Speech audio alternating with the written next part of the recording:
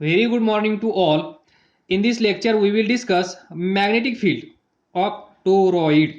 या अगोदरच्या लेक्चरमध्ये आपण पाहिलं आहे मॅग्नेटिक फील्ड ऑफ सोलेनॉइड. तर सोलेनॉइड काय असतो हे तुम्हाला आता समजलं असेल. दिस इज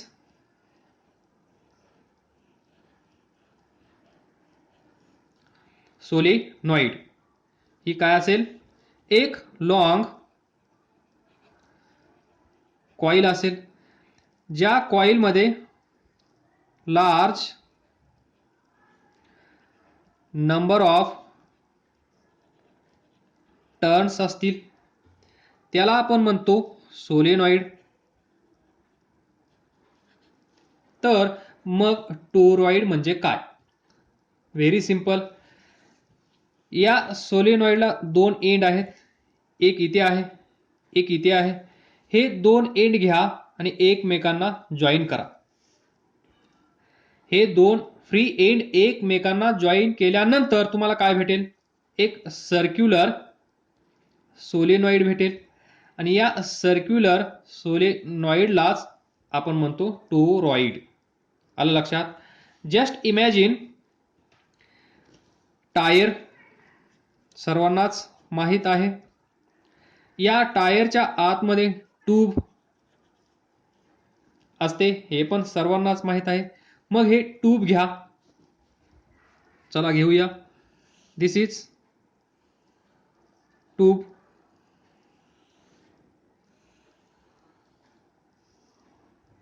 तर त्या अगोदर हे पहा, हे ट्यूब असं स्ट्रेट आहे असं कन्सिडर करा. असेल का? नसेल ना? Just imagine. त्यानंतर आपण काय करतो, एक वायर घेतो. वायर घेऊन याच्यावर अशा वाइंडिंग्स बनवतो.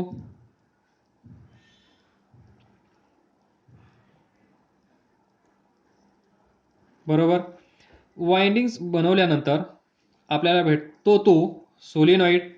मग हे एंड एकमेकांना जॉईन केल्यानंतर असा सर्क्युलर काहीतरी पार्ट तुम्हाला दिसेल आणि या पार्टलाच आपण म्हणतो टोरॉइड.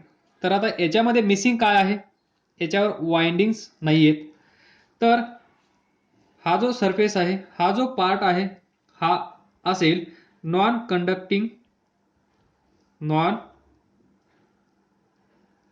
कंडक्टिंग याच्यावर ज्या वायरच्या आपण वाइंडिंग्स बनवणार त्या वाइंडिंग्स असतील कंडक्टिंग वायरच्या. जे वायर वेल इन्सुलेटेड असेल, कारण आपण या अगोदरच्या लेक्चरमध्ये डिस्कस केलं की या ज्या वाइंडिंग्स आहेत, या ज्या टर्न्स आहेत, त्या कशा असल्या पाहिजेत? क्लोज. बरोबर. जेणेकरून याच्या आतमध्ये असणारं मॅग्नेटिक फील्ड असा असेल. इथे मॅग्नेटिक फील्ड 0, इथे magnetic field 0. Magnetic field inside solenoid किती आहे? Mu nought N I. Permeability of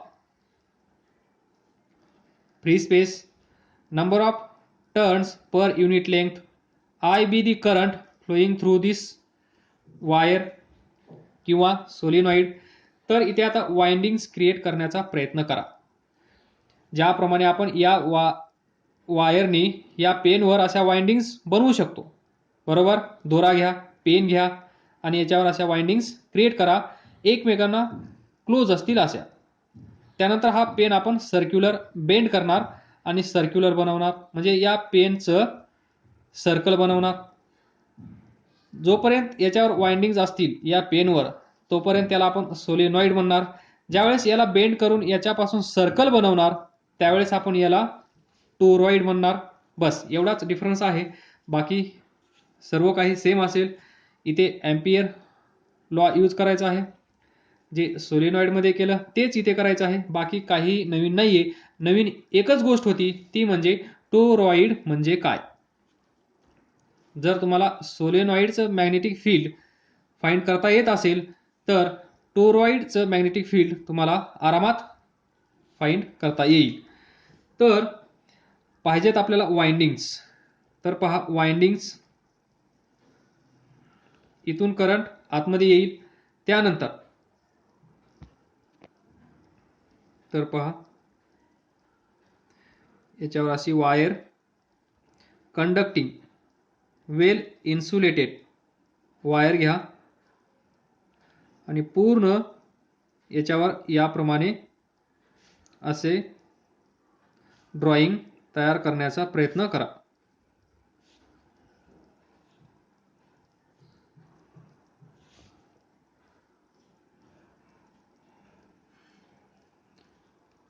हे असेल आपलं टोरॉइड.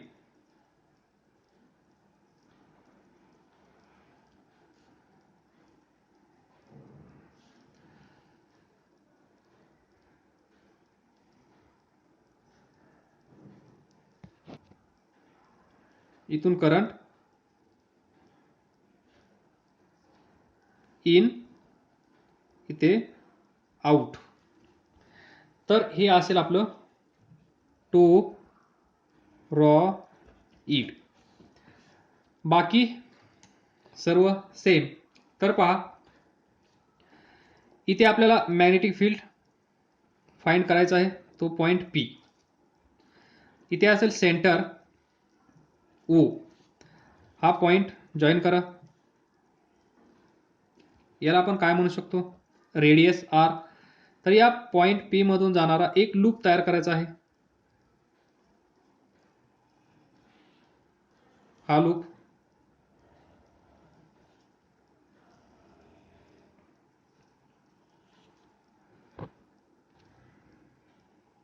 तर पहा close integral B bar dl bar is equal to mu not into current. Equation number 1. आपल्याला हे फाइंड करायचं आहे. dl बार फाइंड करावं लागेल. म्यू नॉट कॉन्स्टंट आहे. करंट याच्यातून फ्लो होणारा करंट आपल्याला I माहित आहे. तर व्हेरी सिंपल, हा जो लूप आहे P मधून जाणारा हा कसा आहे, कॉन्सेंट्रिक. बरोबर. हे सर्व डिस्कशन तुम्हाला समजलं असेल तर आपण पुढे जाऊया. This is left hand side, this is right hand side. तर left hand side is equal to close integral B bar dl bar. कसं सोडवतो सर्वांना माहित आहे. इथे एकच लूप आहे. पाठीमागे आपण असा स्क्वेअर कन्सिडर केला 1 2 3 4. तर 4 वेळेस इंटिग्रेशन आपल्याला फाइंड करावं लागलं. इथे त्याची गरज नाहीये. तर पहा simple integration B dl cos theta, कारण हा काय आहे, डॉट प्रोडक्ट. त्यानंतर B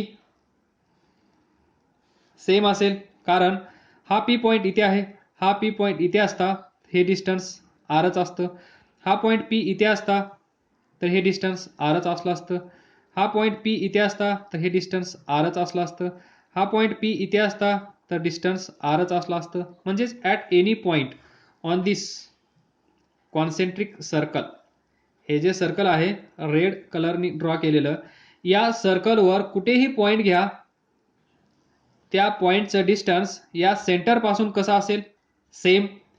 त्यामुळे या कॉन्सेंट्रिक सर्कलवर कुठल्याही पॉइंटला, कुठेही, इथे इथे इथे कुठेही घ्या, तुमची जिथे इच्छा असेल तो पॉइंट तुम्ही कन्सिडर करा. त्या पॉइंटला असणारं मॅग्नेटिक फील्ड कसं असेल, सेम. बरोबर. or we can say that by symmetry the field, that is magnetic field, will have equal magnitude at all points of this circle. हे जे सर्कल आहे या सर्कलवर कुठेही जा तुम्ही, तुम्हाला तेवढंच मॅग्नेटिक फील्ड भेटेल. म्हणून आपण B कॉन्स्टंट कन्सिडर करू शकतो. त्यानंतर B आणि dl इथे पार्ट आहे. इथे जी डायरेक्शन असेल dl ची आणि मॅग्नेटिक फील्ड B बारची, ही डायरेक्शन कशी असेल, they are in same directions. हे तुम्हाला माहित असणं गरजेचं आहे.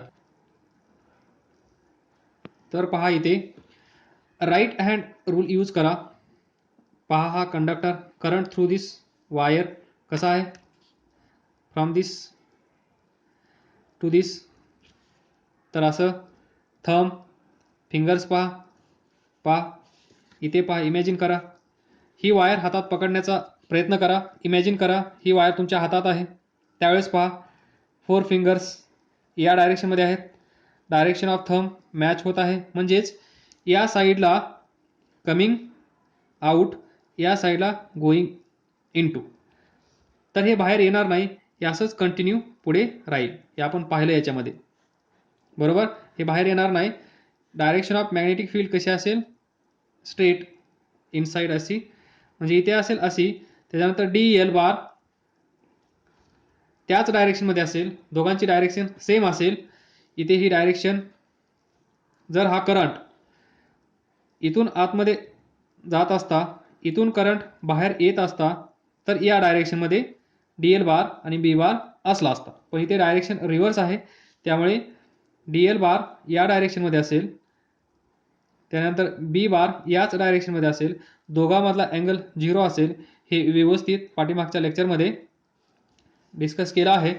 तर कॉस थिटा 0 1, सो DL, त्यानंतर B DL, हा DL, हा DL, हा DL, हा DL, हा DL, हे सर्व DL ॲड केले तर या सर्कलमध्ये काय भेटेल तुम्हाला, हा सर्कल आहे, हा एक DL, हा एक DL, हा एक DL, हा एक DL, हे सर्व DL ॲड केले मी. या DL ची लेंथ DL, याची DL, याची DL, याची DL, हे DL plus DL plus DL, म्हणजेच आपण इन शॉर्ट इंटिग्रेशन फाइंड करतो. मग काय असेल याचं, याची रेडियस R आहे, तर हा सर्कम्फरन्स आपल्याला भेटेल, म्हणजेच 2πr, बरोबर. Equation number 2. त्यानंतर राईट हँड साईड, सिंपल आहे. Right hand side is equal to mu not into I. तर इथे पहा किती टर्न्स आहेत इथे माहीत नाही, म्हणून आपण काय करू शकतो, let n be total number of turns. तर आपल्याला माहीत आहे एक turn current I, n turn current n into I. सर्वांना हे लॉजिक कळत असेल. एक टर्नमधून करंट I, आपल्याकडे टर्न्स किती आपण कन्सिडर केले आहेत, याच्यावर ज्या वाइंडिंग्स आपण बनवल्या आहेत, या वाइंडिंग्स किती आहेत मोजत बसण्याची गरज नाही आहे. तर आपण मोजण्याऐवजी काय म्हणत आहोत, n be the total number of turns. तर एकामधून I, n मधून NI, तर आपल्याला भेटला करंट, म्हणजेच I किती आहे आपल्याकडे, n इंटू I.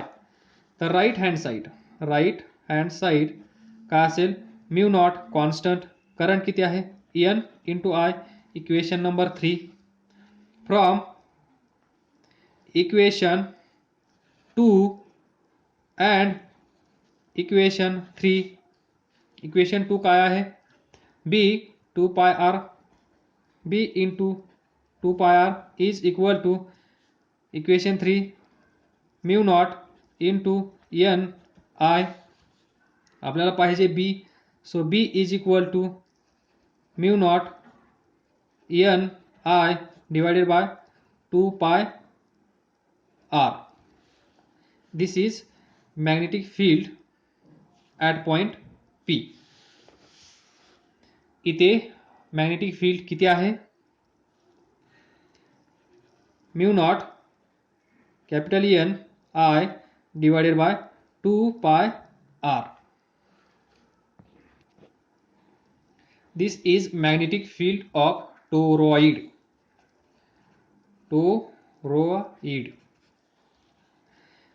इक्वेशन किंवा डेरिव्हेशन झाल्यानंतर लिहिण्याची सवय लावा. याच्या खाली दिस इज मॅग्नेटिक फील्ड असं, this is magnetic field of toroid या लाईनमुळे तुम्हाला प्रॉब्लेम सॉल्व्ह करत असताना मदत होते. बरोबर, असा फॉर्म्युला लिहून सोडून देऊ नका. तर अशा प्रकारे हा टॉपिक मॅग्नेटिक फील्ड संपलेला आहे. तर थोडंसं तुम्हाला आयडिया देतो. आपण बायट सेव्हर्ट लॉचा यूज करून ही वायर आहे, या वायरमधून करंट आय फ्लो होत असेल तर ॲट डिस्टन्स आर इथे मॅग्नेटिक फील्ड आपण फाइंड केलं होतं किती, mu naught upon 2 into I divided by R. बरोबर. तर by using this Ampere law इथे किती वेळ लागला होता हे तुम्हाला माहित आहे. बाय एम्पियर लॉ किती वेळ लागतो ते पहा. ही वायर आहे, वायरमधून करंट आय फ्लो होत आहे. या पॉइंटला आपल्याला मॅग्नेटिक फील्ड फाइंड करायचं आहे. जिथे मॅग्नेटिक फील्ड फाइंड करायचं आहे त्याच्यातून जाणारं हा एम्पिरियन लूप तुम्ही तयार करू शकता. इथला DL कन्सिडर करू शकता. इथे पहा कंडक्टर राईट हँड रूल. बरोबर, इथे असा आहे म्हणजेच असा असेल. तर मॅग्नेटिक फील्डची डायरेक्शन इथे कशी असेल, इथे अशी असेल. हा कंडक्टर स्ट्रेट बनवा असा. राईट हँड थंब रूल पहा. इथे थंबची डायरेक्शन म्हणजे करंटची डायरेक्शन अपवर्ड. त्यानंतर इथे पहा हे फिंगर याला कसं आहे पहा. हा सरफेस पहा, इथे हा सरफेस या थंबला कसा आहे परपेंडिक्युलर. बरोबर, म्हणजेच इथे जे मॅग्नेटिक फील्ड असेल ते कसं असेल, असं असेल. म्हणजेच या सर्कलला कसं असेल टँजेन्शियल. तुम्हाला माहित आहे हा पार्टिकल असेल. व्हेलॉसिटी इथे, व्हेलॉसिटी इथे, व्हेलॉसिटी इथे, व्हेलॉसिटी कशी असते टँजेन्शियल. त्याचप्रमाणे मॅग्नेटिक फील्ड बी पण टँजेन्शियल असेल. बनवा. स्ट्रेट कंडक्टर इथे असेल. दिस मॅग्नेटिक फील्ड पहा. इथे पहा डायरेक्शन, ज्या डायरेक्शनमध्ये करंट आहे त्या डायरेक्शनमध्ये थंब. हे पहा हे सर्कल बनवते की नाही याच्या साईडला.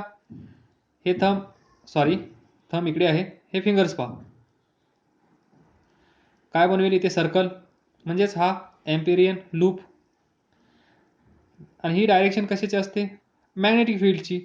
इथे अशी आहे, इथे अशी आहे. पहा कुठेही जा या पेनला हे बोट कसं आहे टँजेन्शियल. दिस म्हणजे DL हे सांगण्याचं तात्पर्य हे की बी बार आणि DL बार सेम डायरेक्शनमध्ये आहेत. बरोबर. तर close B bar DL bar is equal to mu naught I. हाच फॉर्म्युला किती कमी वेळेत येतो हे आपण पाहत आहोत. हे तुमच्या सिलेबसमध्ये नाही आहे, टेन्शन घेऊ नका, जस्ट कम्पेअर करत आहे. तर बी बार फाइंड करायचं आहे. हे कसं सॉल्व करतो पाठ झाला असेल. डायरेक्टली तुम्ही B DL cos theta 0 B DL is equal to B DL म्हणजे हा छोटासा पार्ट आपण कन्सिडर केला होता. बरोबर, या लूपचा. त्यानंतर इथे एक पार्ट असेल, इथे एक पार्ट असेल, इथे एक पार्ट असेल. हे सर्व पार्ट्स जर ऍड केले by using simple technique of integration तर किती भेटेल आपल्याला सांगा. याची रेडियस आपण R कन्सिडर करूया. इथे R आहे कॅपिटल, तर कॅपिटल R. तर 2πr दिस L येते का लक्षात. डायरेक्ट फाइंड केला आहे. इंटिग्रेशन मधल्या स्टेप्स मी गायब केल्या आहेत. दिस तर 2πr इंटिग्रेशन ऑफ DL. इथे DL आहे, इथे DL आहे, इथे DL आहे. हे सर्व DL ऍड केले तर आपल्याला काय भेटत आहे सर्कम्फरन्स. मग या सर्कलचा, या एम्पिरियन लूपचा सर्कम्फरन्स किती असेल 2πr. बरोबर. लेफ्ट साइड झाली, जिथे आपण पाठीमागे लेफ्ट हँड साइड म्हणत होतो. तर इथे पहा right hand side mu naught constant current I एकच टर्न आपण कन्सिडर केली आहे. बरोबर, नंबर ऑफ टर्न्स इथे नाही आहेत. तर करंट थ्रू दिस आय म्हणून n ने मल्टिप्लाय करण्याची गरज नाहीये. तर इथून तुम्ही फाइंड करू शकता B is equal to mu naught upon I divided by 2πr. तर पहा हेच इक्वेशन इथे लिहिण्याचा प्रयत्न करतो मी. Mu naught divided by 2π into I divided by R. हे इक्वेशन पहा by using Biot Savart law. हे इक्वेशन पहा बाय युजिंग एम्पियर्स लॉ. किती सोपं आहे. एवढ्या स्टेप्समध्ये हे आलं आहे. इथे किती स्टेप्स लागल्या आहेत हे तुम्हाला चांगलं माहीत आहे, बरोबर. तर हे होतं कंपॅरिझन. टेन्शन घेऊ नका, हे कोणाला समजलं नसेल तर डोंट वरी, हे तुमच्या सिलेबसमध्ये नाही आहे.